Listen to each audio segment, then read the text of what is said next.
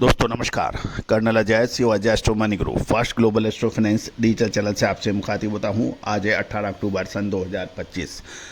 दोस्तों आज के शो शुरू होने से पहले आप सबको धनतेरस और दिवाली की बहुत बहुत शुभकामनाएं। माँ लक्ष्मी आपके परिवार में सुख संपत्ति स्वास्थ्य खुशियाँ भरपूर दे, ऐसी हमारी कामना है। दोस्तों चैनल को आपने इस साल ज़बरदस्त सौगातें दी हैं।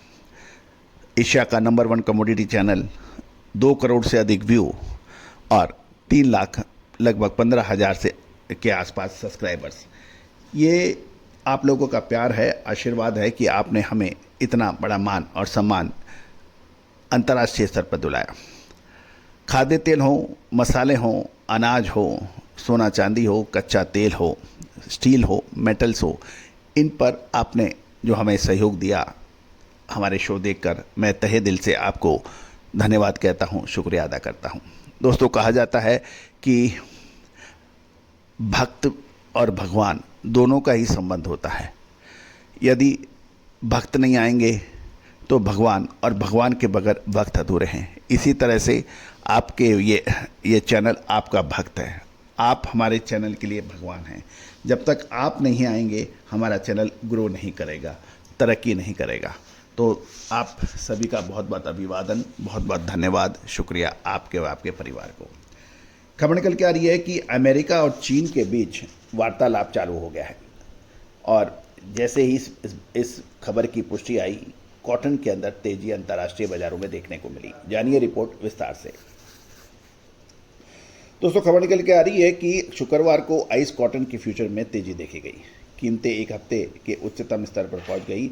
इसका प्रमुख कारण ये बताया जा रहा है कि यूएस प्रेसिडेंट डोनाल्ड ट्रंप द्वारा चीनी प्रेसिडेंट शी जिनपिंग से होने वाली बैठक की पुष्टि से बाजार में सेंटीमेंट में सुधार हुआ। दिसंबर कॉन्ट्रैक्ट 0.55 सेंट या 0.86% बढ़कर 64.28 सेंट प्रति पाउंड पर बंद हुआ और हफ्ते के दौरान लगभग 0.6% की बढ़त दर्ज हुई। शुक्रवार को ही मॉर्निंग में ट्रंप ने कहा, हम चीन के साथ ठीक रहेंगे, और यह भी बताया कि 100% टैरिफ लंबे समय तक टिकाऊ नहीं है। उन्होंने पुष्टि की कि उनकी और शी जिनपिंग चीनी राष्ट्रपति की मुलाकात 2 हफ्तों में साउथ कोरिया में होगी। इस बयान से बाजार में उम्मीद बढ़ी कि दोनों देश ट्रेड टेंशन करने के और एग्रीकल्चर सेक्टर में सहयोग बढ़ाने की दिशा में प्रगति कर रहे हैं, ऐसा माना जा रहा है। और यह भी पूरे विश्व ने देखा कि राष्ट्रपति ट्रंप द्वारा विभिन्न घोषणाएं की उम्र यानी शेल्फ लाइफ कितनी है। उनके घोषणा होती है, उसके बाद अमेंडमेंट आते हैं, करेक्शंस होते हैं और उसके अंदर काफ़ी परिवर्तन होते हैं। इसको चलते हुए अब पूरा विश्व बहुत अधिक संभावनाएं लंबे समय तक चीन के ऊपर 100% टैरिफ की उम्मीदें नहीं लगा रहा है। बाहरी बाजारों से भी सीमित सपोर्ट मिला।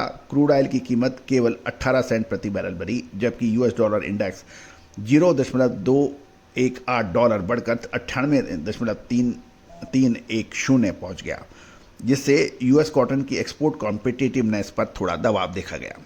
यूएस में फसल की कटाई जारी है, लेकिन किसानों की बिक्री उम्मीद से धीमी है। अधिकतर किसान अपनी फसल स्टोरेज में रख रहे हैं, जिससे निकट अवधि में सप्लाई प्रेशर सीमित रहा है। ग्लोबल टेक्सटाइल डिमांड अभी कमज़ोर है और ट्रेड अनिश्चितता के चलते खपत में कोई खास सुधार देखा नहीं गया है।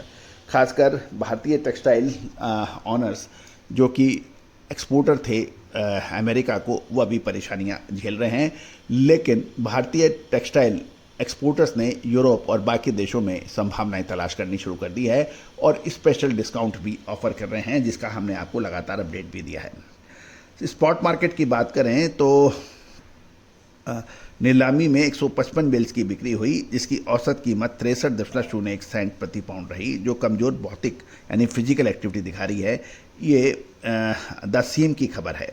ग्लोबल स्तर पर देखे जाए तो कॉटलुक एक इंडेक्स 16 अक्टूबर को 25 पॉइंट बढ़कर 75.10 सेंट प्रति पाउंड पर पहुंचा। वहीं आइस सर्टिफाइड स्टॉक्स 16,751 बेल्स पर स्थिर रहे।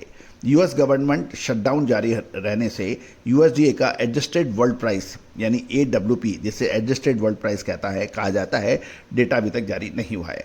तीसरे सप्ताह में जारी यूएस गवर्नमेंट शटडाउन के कारण यूएसडीए के यानी अमेरिकन एग्रीकल्चर डिपार्टमेंट की प्रमुख reports, world agriculture supply and demand estimate जिसे WASDE कहते हैं, और साप्ताहिक एक्सपोर्ट सेल डाटा अभी रिलीज नहीं हुई है, जिससे बाजारों को कोई स्पष्ट दिशा नहीं मिल रही है। अब महत्वपूर्ण यह है कि निकट अवधि में कॉटन की कीमतें, यूएस और चीन की मुलाकात से जुड़ी उम्मीदें और किसानों की सीमित बिक्री, ये एक पॉइंट है। दूसरी ओर भारत के अंदर कपास की बिजाई का क्षेत्र कम होना, क्वालिटी संबंधी कुछ चिंताएं, लेकिन डिमांड की कमजोरी, साथ साथ अंतर्राष्ट्रीय बाजारों अंतर्राष्ट्रीय भाव के मुकाबले भारत की कपास के दाम अधिक, ये बहुत सी ऐसी चिंताएं हैं जो निर्धारित करेगी कॉटन की आगे की दिशा। साथ साथ ये भी ध्यान देने वाली बात यह है कि भारतीय रुपया अमेरिकी डॉलर के मुकाबले ऑल टाइम लो चल रहा है। इससे निर्यातकों को करेंसी के अंदर फ़ायदा है, लेकिन वो करेंसी का पूरा फ़ायदा निर्यातकों को मिल नहीं पा रहा है क्योंकि टैरिफ की संबंधी परेशानियां हैं। लेकिन आयातकों को अधिक बिल पे करना पड़ रहा है। भारत का जो बैलेंस ऑफ ट्रेड है और वो बेसिकली नेगेटिव है, क्योंकि भारत अपनी आवश्यकताओं के लिए पूर्ति हेतु आयात अधिक करता है और निर्यात उसका कम है। तो भारतीय करेंसी का मजबूत या कमजोरी का असर पड़ता है।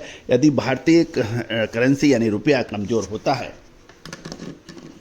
तो कमज़ोर होने की दशा के अंदर भारत को आयात बिल अधिक पेमेंट करना पड़ता है, और यदि रुपया मजबूत होता है तो इससे निर्यातकों को फर्क पड़ता है। तो कुल मिलाकर स्थिति अभी कंट्रोल के बाहर है, इसमें कोई दो राय नहीं है।